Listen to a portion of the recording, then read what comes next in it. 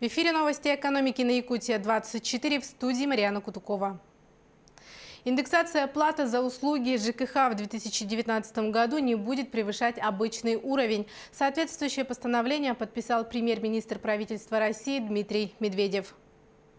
В связи с повышением с 1 января следующего года ставки НДС с 18 до 20% было принято решение об индексации платы граждан за коммунальные услуги с 1 января 2019 года на 1,7%, обеспечивающим учет повышения НДС, а с 1 июля 2019 года дополнительно на 2,4% к январю 2019 года. Фактически это означает суммирование индексов такой платы, установленных на 1 января 2019 года и на 1 июля того же года. До настоящего времени плата граждан за коммунальные услуги индексировалась однократно, только с 1 июля, как правило, в среднем на 4%, сказано в пояснительной записке к постановлению. Подписанным постановлением в основу формирования индекса внесены изменения, направленные на то, чтобы индексация платы за коммунальные услуги в 2019 году, несмотря на повышение ставки НДС, с января следующего года не превышала обычный уровень. Вице-премьер Российской Федерации Дмитрий Казак поручил доработать проект распоряжения Кабмина, предусматривающий доведение энерготарифов на Дальнем Востоке до среднероссийского уровня. В том числе речь идет о перерасчете объема средств, направляемых на эти цели в 2019 году, сообщил журналистам официальный представитель вице-премьера Илья Джус по итогам заседания правительственной комиссии по вопросам развития электроэнергетики. Принято решение доработать соответствующий проект распоряжения правительства, предусмотрев перерасчет средств, направляемых в 2019 году на выравнивание тарифов в субъектах Дальневосточного федерального округа, а также уточнить методику расчета.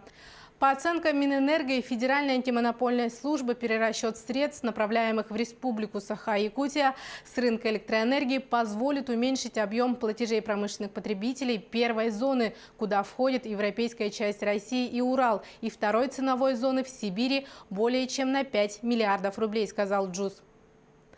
Напомним, механизм выравнивания энерготарифов заработал на Дальнем Востоке в июле прошлого года. Он предполагает снижение тарифов на электроэнергию для промышленных потребителей до среднероссийского уровня за счет надбавки к цене на мощность в европейской, уральской и сибирской частях в России. В результате в 5 из 9 регионов Дальневосточного федерального округа тариф был снижен до 4 рублей за 1 киловатт-час. Механизм был введен на 3 года, однако в этом году стал подниматься вопрос о продлении действия механизма вплоть до 2028 года. Малый бизнес снова уходит в тень и отказывается от безналичного расчета из-за налогов. Об этом свидетельствуют данные Центра конъюнктурных исследований Высшей школы экономики. Эксперты посчитали, что за последние 3 года объем серой экономики в России увеличился на 5%. О том, что в тени работает каждое 5-е малое предприятие, свидетельствует и тот факт, что россияне стали жаловаться на отказы со стороны общественных заведений в сфере малого бизнеса в приеме банковских карт, пишут «Известия».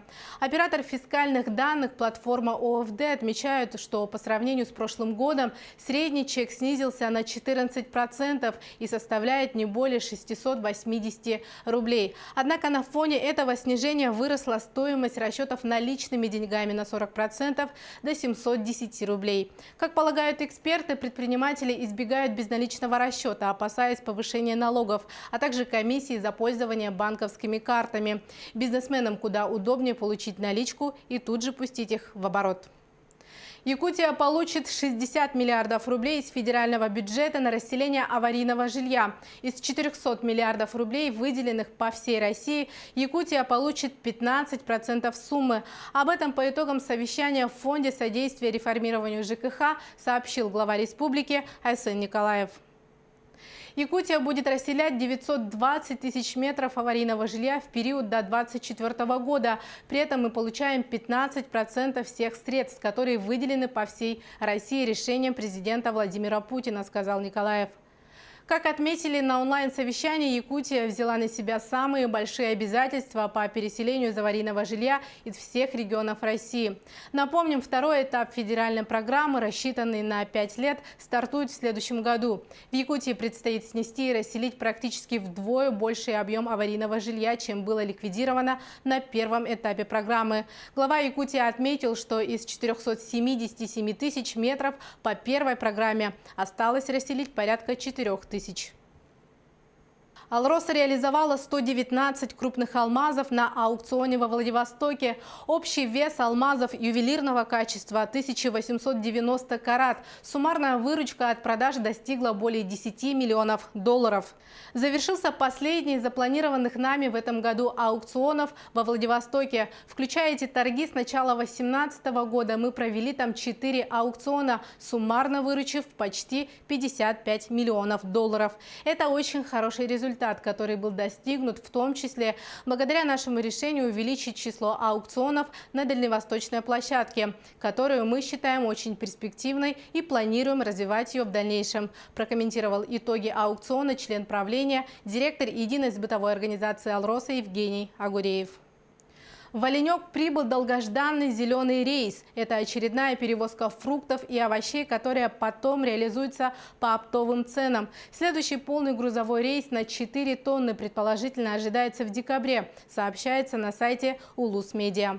В прошлом году было выполнено 4 чарта, а в текущем мы выполнили 7 догрузовых рейсов, всего по 300-400 килограммов. Последний полный грузовой рейс на прошлой неделе содержал 4 тонны продуктов для населения Оленька и Харьялаха. Однако, к сожалению, из-за отсутствия переправы через реку доставить скоропортящиеся товары в село Харьялах не удалось, поэтому все продукты были реализованы только населению Оленька, рассказывает директор районной базы Яна Сизых.